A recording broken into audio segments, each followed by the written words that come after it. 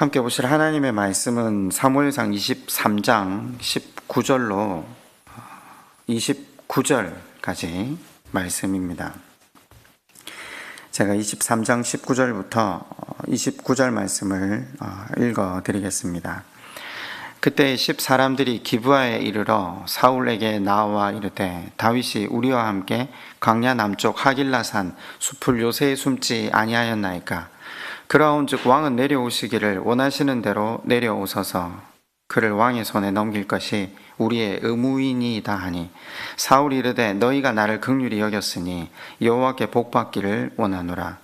어떤 사람이 내게 말하기를 그는 심히 지혜롭게 행동한다 하더니 너희는 가서 더 자세히 살펴서 그가 어디에 숨었으며 누가 거기서 그를 보았는지 알아보고 그가 숨어 있는 곳을 정탐하고 실상을 내게 보고하라. 내가 너희와 함께 가리니 그가 이 땅에 있으면 유다 몇 천 명 중에서라도 그를 찾아내리라 하더라. 그들이 일어나 사울보다 먼저 십으로 가니라.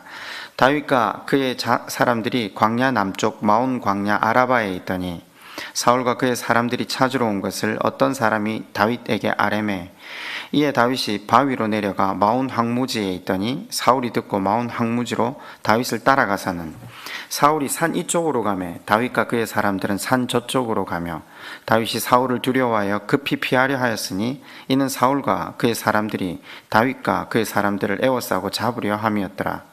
전령이 사울에게 와서 이르되 급히 오소서 블레셋 사람들이 땅을 침노하나이다. 이에 사울이 다윗 뒤쪽 길을 그치고 돌아와 블레셋 사람들을 치러 갔으므로 그곳을 셀라 하마느곳이라 칭하니라. 다윗이 거기서 올라가서 엔게디 요새에 묵니라. 아멘. 왕으로 기름 부음을 받았지만 아직 왕이 되지 못한 다윗, 참된 왕으로 훈련받고 있는 다윗, 그가 받고 있는 훈련을 광야 1교시로 표현했었습니다. 왕으로 부르심을 받은 우리도 하나님의 다스림과 통치 아래에서 그분의 섬김, 그분의 배려, 그분의 긍휼과 사랑을 깊이 체험함으로 하나님이 원하시는 참된 왕으로 빚어져 가고 있는 과정임을 살펴보고 있죠. 왕으로 부르심을 받은 우리나 참된 왕으로 세워져 가고 있는 다윗이 훈련받고 있는 과정이 똑같다라는 겁니다. 아니, 두 사람 모두에게 하나님께서 바라시는 것도 같은 섬김의 왕이라는 것을 우리는 계속 상고해 보고 있는 중입니다. 그럼 제가 굉장히 실질적인 질문을 하나 드려볼게요. 여러분은 여러분 곁에서 여러분에게 고통을 주는 사람을 어떻게 대하고 있습니까? 여러분, 기독교 신앙은 실제잖아요. 이론이 아니잖아요.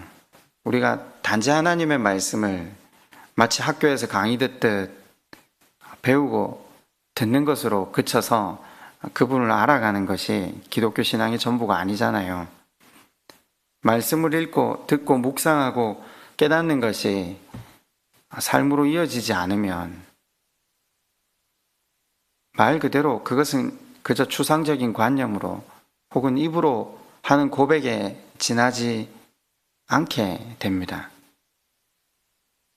하나님께서는 이 훈련을 통해서 그 마음으로 입으로 고백한 내용이 삶으로 흘러나올 수 있도록 우리를 가르치십니다. 광야 1교시를 통해서 사람은 의지할 대상이 아니라는 것을 절감하게 하십니다. 하나님만 피난처가 되시구나. 여러분, 광야 1교시를 통해서 그 인간의 본질을 철저하게 들여다봄과 동시에 내 속에서 그러한 모든 인간의 본질이 그대로 있다라는 사실을 절감함과 동시에 그런 나를 기다려주시고 사랑해주신 하나님의 은혜를 절감하게 되는 것이 광야 1교시 수업의 목적이죠. 2교시가 무엇이라고 말씀을 드렸습니까? 나아가 그 받은 사랑을 흘려보내는 것, 함께 걸어가는 사람들을 섬기는 것.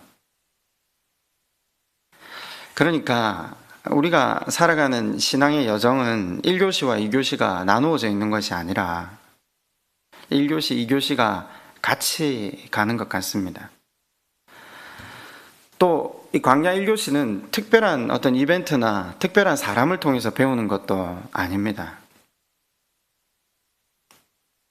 우리가 발딛고 있는 삶의 현장에서 우리가 일상에서 만나는 사람들을 통해 광야 1교시 인간학을 배우는 훈련이 진행됩니다.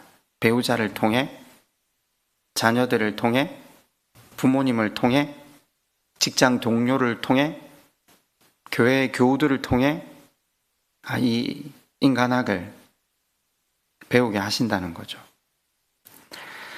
훈련을 통과하면서 분명히 알게 되는 것이 하나 있습니다. 온전한 사람은 없다는 것을 알게 됩니다. 온전한 사람은커녕 인간은 불안정한 존재라는 사실을 발견하게 됩니다. 여러분, 사실 우리가 가끔 그렇게 말하지 않아요? 나도 그때 내가 왜 그랬는지 모르겠다. 사람은 그처럼 약한 존재입니다. 그러면서도 사람에게 굉장한 기대를 가지거나 많은 부분을 요구한다는 건 여전히 내가 사람에 대한 바른 이해를 가지지 못한 증거 아니겠습니까? 사실 사람은 하나님 안에서, 말씀 안에서가 아니면 우리 모두는 서로에게 상처 그 자체인 것 같습니다. 하나님 사랑 안에 담겨 살 때에만, 말씀 안에서 하나님을 바라보며 걸어갈 때에만 누구든지 그 받은 사랑을 흘려보내는 복의 통로가 되고 위로가 되고 격려가 되는 삶을 살 수 있다는 것을 우리는 말씀을 통해 다시 한번 보게 됩니다. 지난주 우리가 광야 1교시 수업 중간에 그 복의 통로가 되었던 요나단을 만나는 장면을 살폈지 않습니까? 마치 뜨거운 사막 한가운데 타는 듯한 목마름으로 숨을 헐떡이고 있었던 다윗이 요나단을 만나는 순간은 그 사막 한가운데서 오아시스를, 생명수를 한 잔 마신 그런 느낌 아니었을까요? 요나단은 다윗에게 나와 제일 먼저 뭐라고 이야기했습니까? 두려워하지 말라. 하나님의 위로를 전합니다. 너가 왕이 될 것을 나와 내 아버지가 안다. 하나님께서 이 일을 반드시 행하실 것이라는 거죠. 그러므로 하나님을 바라보며 담대히 나아가자. 여러분, 요나단의 위로가 다윗의 삶에 믿음과 용기를 더해 주었다라고 성경은 전하고 있습니다. 그 위로로 인해 하나님을 힘있게 붙들었다라고 하지 않습니까? 실은 다윗에게는 요나단뿐만 아니었죠. 그와 함께 말씀을 쫓고 또 함께 기도하며 찬양했던 공동체 식구들이 있었죠. 그들 덕분에 다윗 또 그리고 그들 공동체의 사람들은 하나님을 붙들고 나아갈 수 있었습니다. 믿음의 사람들과의 교제는 하나님을 붙들 수 있는, 또 하나님과 소통할 수 있는 좋은 통로가 됩니다. 여러분, 세상의 시린 바람 앞에서 한 사람의 그리스도인은 금방 냉담해질 수 있지만 주님을 바라보는 그리스도인들이 서로 위로하고 중보기도 해줄 때 그 시린 마음이 주님의 사랑으로 데워지는 것을 우리는 알 수 있습니다. 그런 면에서 우리 곁에 진리의 좋은 자가 한 명이라도 있다면 그것보다 더 큰 위로와 격려와 또 이 신앙생활을 해나가는 데 있어서 가장 큰 복이 아니겠습니까? 사실 우리는 자주 우리의 생각이 좁아집니다. 좁아짐을 넘어서서 우리의 감정이나 욕망으로 인해 함몰되는 것이 자주 일어납니다. 그리고 편견이라는 우물에 한번 빠지게 되면요, 굉장히 오랜 시간 동안 하나님의 시각으로 세상을 바라보고 또 하나님의 눈으로 사람들을 대하는 방법을 잃어버립니다. 그때에 우리 곁에 진리의 좋은 자 한 사람만 있다면 다시 하나님을 붙들고 또 그분께 시선을 맞추고 간구할 때 약속하신 그 기도의 응답으로 말미암아 다시 믿음의 길을 달려갈 수 있지 않겠습니까? 여러분, 진리의 좋은 자를 달라고 기도하지 마시고 내가 누군가에게 이 시린 가슴을 따뜻하게 데워줄 수 있는 요나단과 같은 위로자로 살 수 있게 해달라고, 우리 그렇게 기도하면 어떨까요? 광야 1교시 수업은 홀로 듣는 게 아니라는 것을 보여줍니다. 우리 곁에 많은 사람들이 함께 하나님의 훈련 가운데 있다는 것도, 또 그래서 서로 위로하며 격려하며 이 믿음의 길을 달려가고 있다는 것을 보셔야 합니다. 함께하는 사람들로 인해 위로와 격려를 받으면서 다윗의 광야 1교시 수업은 계속 이어집니다. 여러분, 지난 시간 말씀드렸다시피 그일라를 구원해 주었던 다윗은 그 그일라에 머물고 싶어 했을 겁니다. 누가 다시 광야로 동굴로 돌아가고 싶었겠습니까? 그곳을 기반으로 공동체를 다시 새롭게 세워가고 싶은 마음이 있었을 겁니다. 그러나 그일라 사람들이 자신을 사울에게 넘겨줄 것이라는 하나님의 말씀 앞에 다윗은 망연자실합니다. 사실 다윗의 마음이 얼마나 착잡했을 것인지 짐작을 할 수가 없습니다. 목숨을 구원해 줬잖아요. 그런데 그런 자신을 그렇게 냉대한다. 제가 어떤 부분에서 그런 마음을 느꼈냐면요, 다윗이 2번이나 하나님께 여쭈어보고 있다는 것이죠. 사실 다윗이 2번이나 하나님께 묻는 표현이 성경에 잘 나오지 않거든요. 이 다윗의 마음이 얼마나 착잡했다는 것을 살펴볼 수 있는 대목이죠.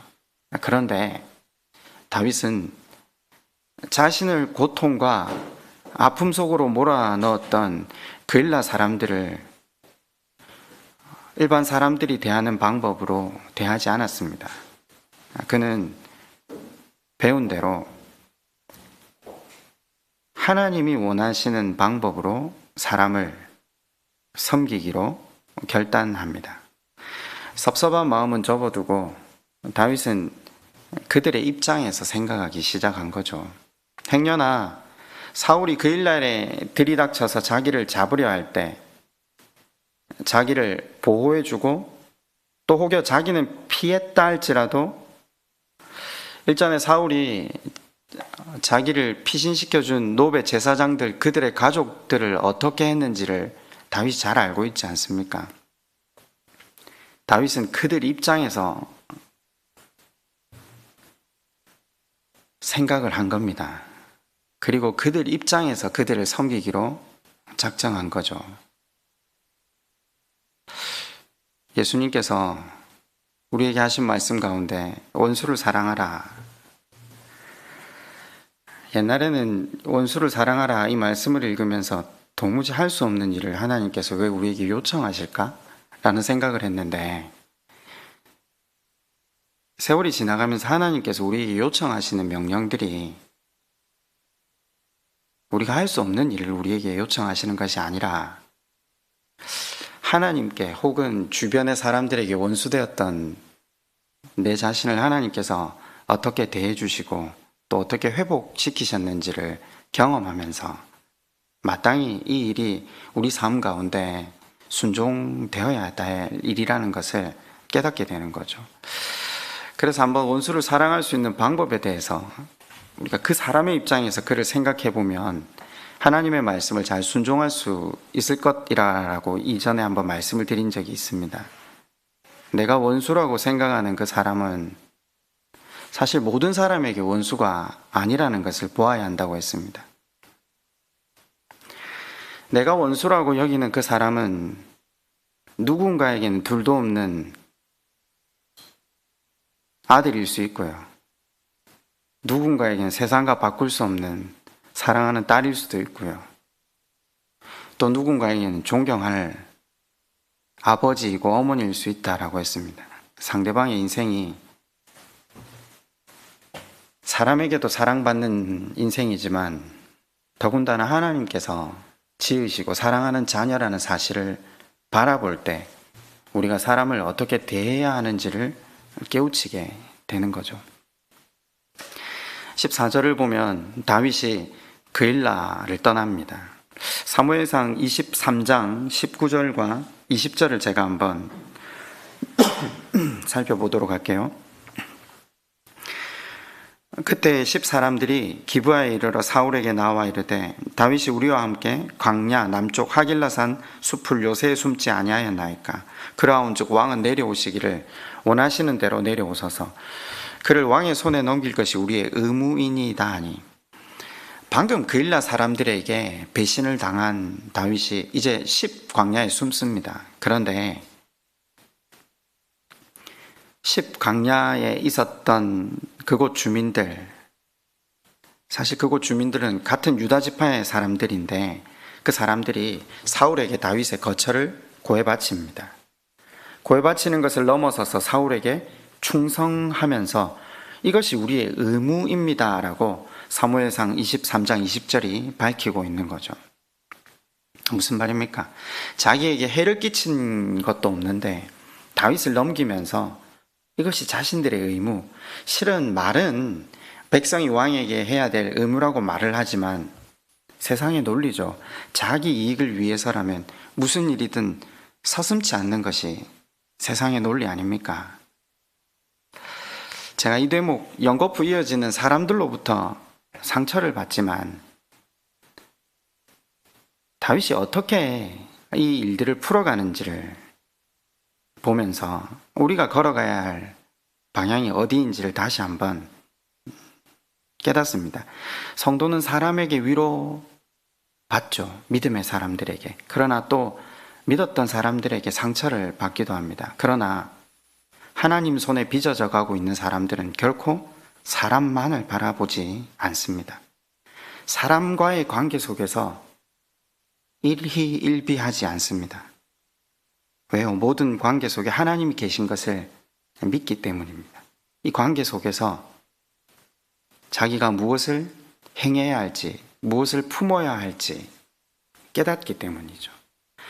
다윗이 지금 그일라 사람들과 10사람들에게 연거푸, 냉대와 배신을 당하고 있잖아요. 그런데 그 사람들에 대한 미움을 키우지 않고요. 오히려 그 모든 일들을 통해 하나님을 향한 신뢰를 키워갑니다.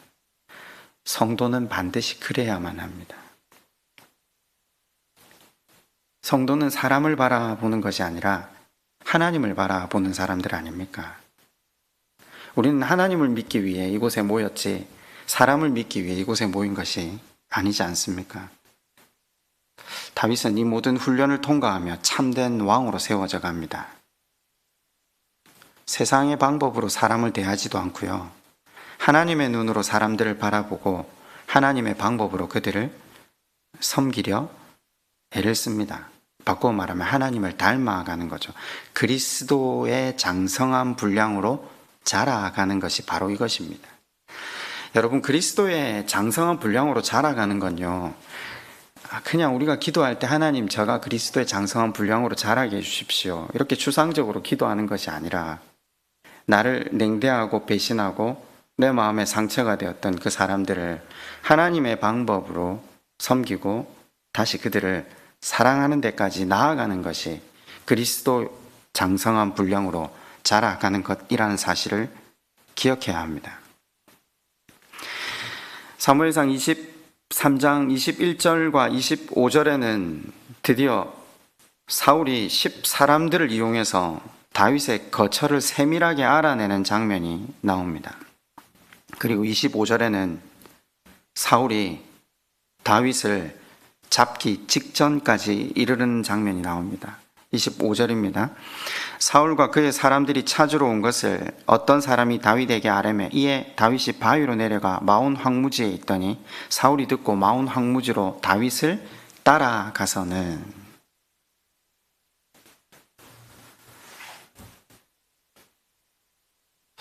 사실 이 겉으로 볼 때 다윗에게 불리한 조건이 한두 가지가 아니잖아요. 연이은 사람들의 배신이 다윗의 영혼을 마르게 하고 육체를 옥죄어오거든요. 겉으로 보면 사울에게 사람들이 늘어나는 것 같아요. 충성을 맹세하고 정보를 제공하는 사람들, 군사들도 있잖아요. 사울은 모든 것이 부족함이 없어 보이죠.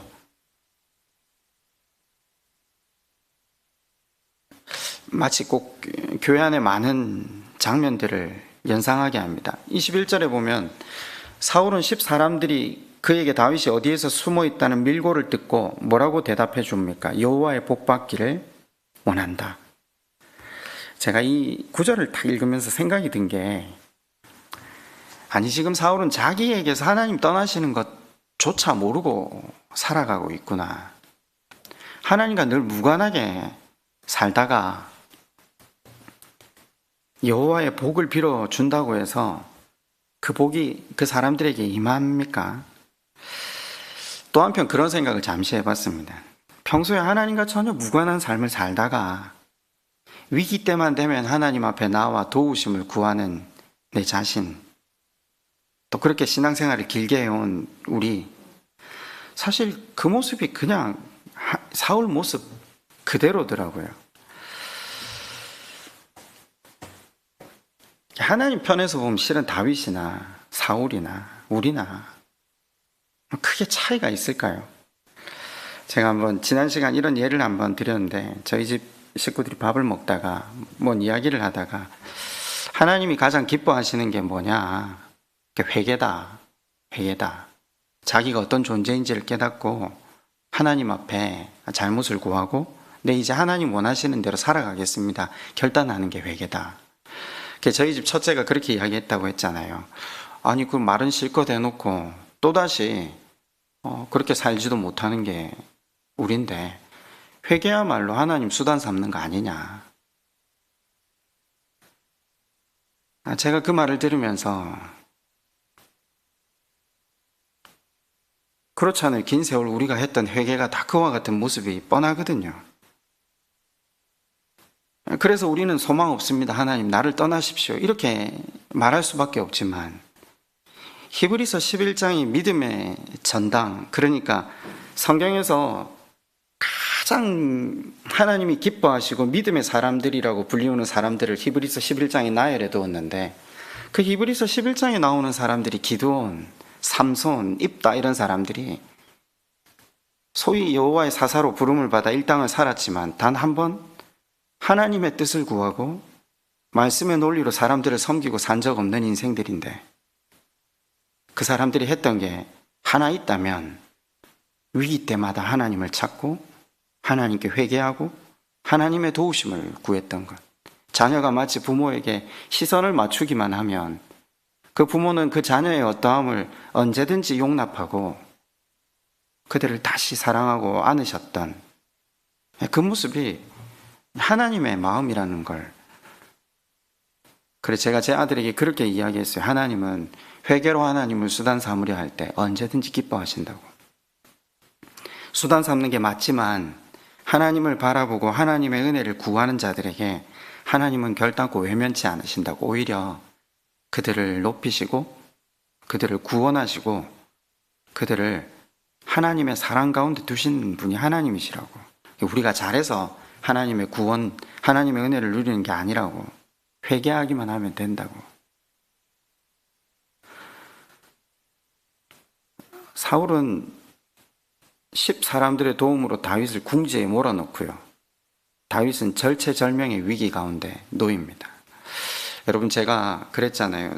다윗이 이 하나님의 은혜를 깨닫고 또 그 은혜를 사람들에게 흘려보내는 것은 단지 이론적으로 하나님을 깨달은 게 아닙니다. 지금 이와 같은 정말 절체절명의 위기를 수도 없이 맞았지 않습니까?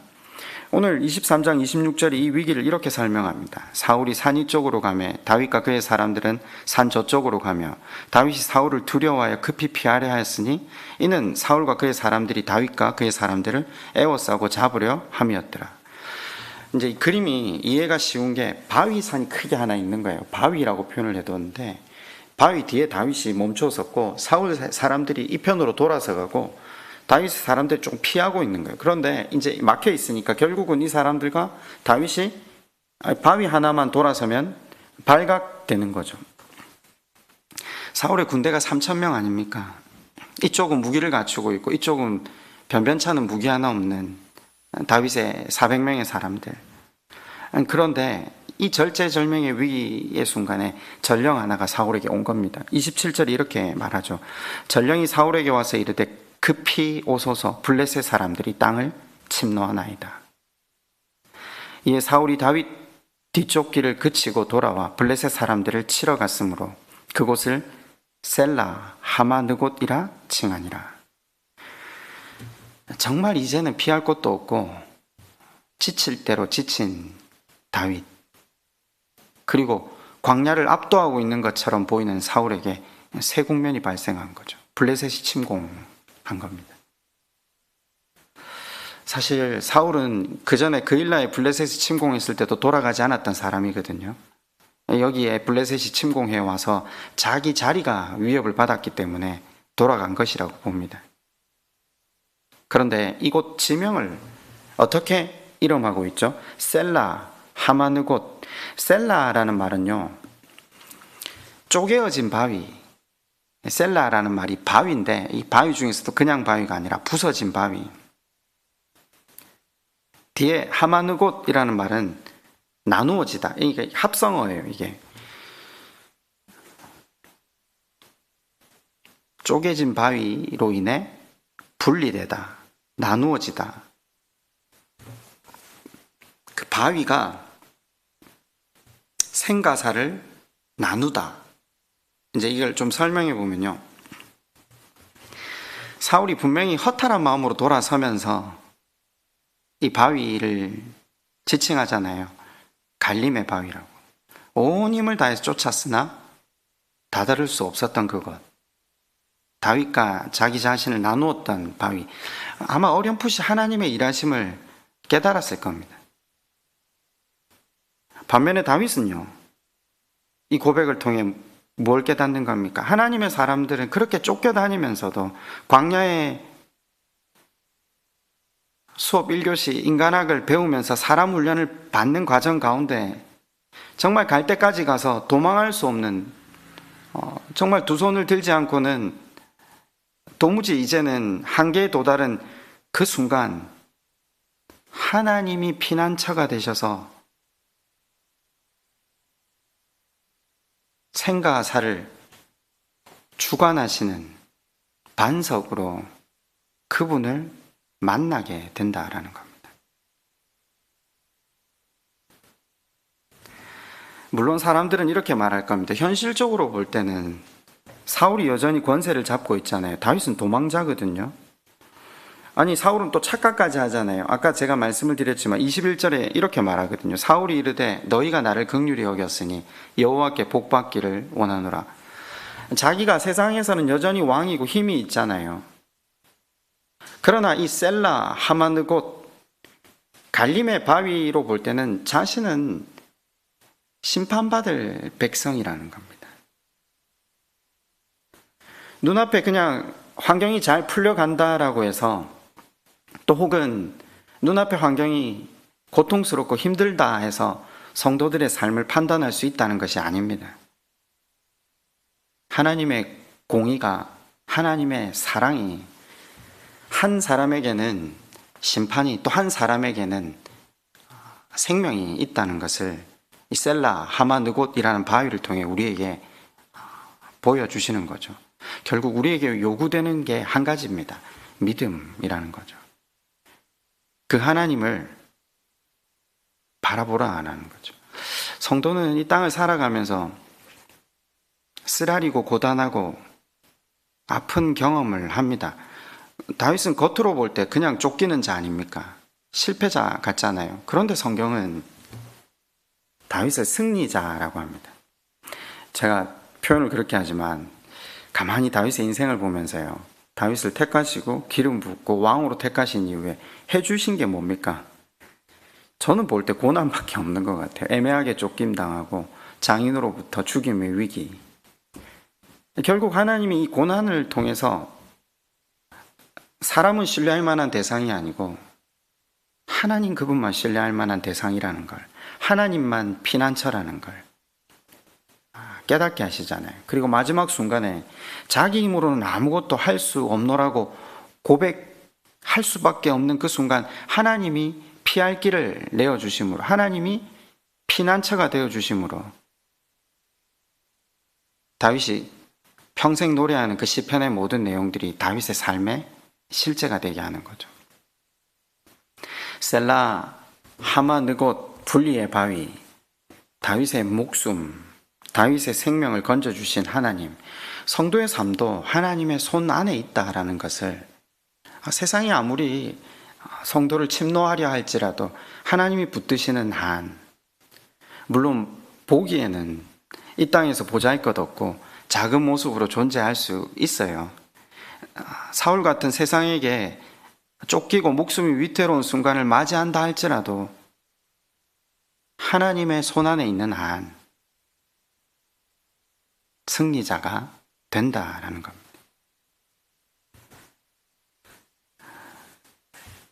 다윗이 고백했던 시편이, 이때 지은 시편이 성경의 시편 54편 그리고 시편 27편이거든요. 제가 시편 54편과 시편 27편을 쭉 이렇게 읽으면서 하나 깨달은 게 있어요. 다윗은 도망자잖아요. 정치적, 군사적 기반은 아예 없잖아요. 그런데 광야의 혹독한 이 훈련을 통과하면서 다윗이 그 엔게디 동굴 안에서 이 시를 지을 때 외로운 양같이 보이지 않고요, 당당한 사자처럼 보이더라고요. 왜요? 하나님의 눈으로 세상을 보기 시작했기 때문이죠. 주님께서 자기와 함께 하고 계시는 한 세상은 자신을 침노할 수 없구나. 그렇게 두려울 것 없이 담대함으로 나아가고, 또 그렇게 원수되었던 사람들을 똑같이 갚아주는 게 아니라 하나님의 방법으로 그들을 섬길 수 있다는 거죠. 제가 27편, 시편 27편 11절을 마지막으로 읽고 말씀을 맺도록 하겠습니다. 여호와여, 주의 도를 내게 가르치시고 내 원수를 생각하셔서 평탄한 길로 나를 인도하소서. 이제까지 말씀을 들어오셨다시피 다윗이 말한 평탄한 길은 오늘 사무엘상 본문 23장에 아무리 살펴봐도 없습니다. 실은 그 어느 곳보다 황량하고 그 어느 곳보다 깊은 광야 아닙니까? 그런데 그 황량함 속에서 다윗은 하나님의 뜻을, 하나님의 마음을 배우기 시작했다는 겁니다. 그때 광야는 사울이 지배하는 곳이 아니라 하나님으로 가득한 공간임을 깨닫고 그 하나님의 눈으로 세상을 바라보며 또 자신을 사랑하시는 그 하나님의 위로로 만족하며 평안을 누리게 되죠. 여러분, 광야에서 성도들은 하나님을 만납니다. 그리고 하나님만을 신뢰하는 방법들을 배웁니다. 우리가 오늘 광야를 걷고 있다면 그곳이 우리가 주님 안에서 그토록 찾아 헤매었던 평탄한 길임을 잊지 말아야 합니다. 그리고 그 하나님께 다시 간구함으로 또 감사함으로 나아갈 때 위에서부터 내리신 하나님의 은혜를 절감하고 하나님의 방법대로 살아가는 그 길 위에 계속해서 달려갈 수 있는 힘과 용기를 얻게 되실 겁니다.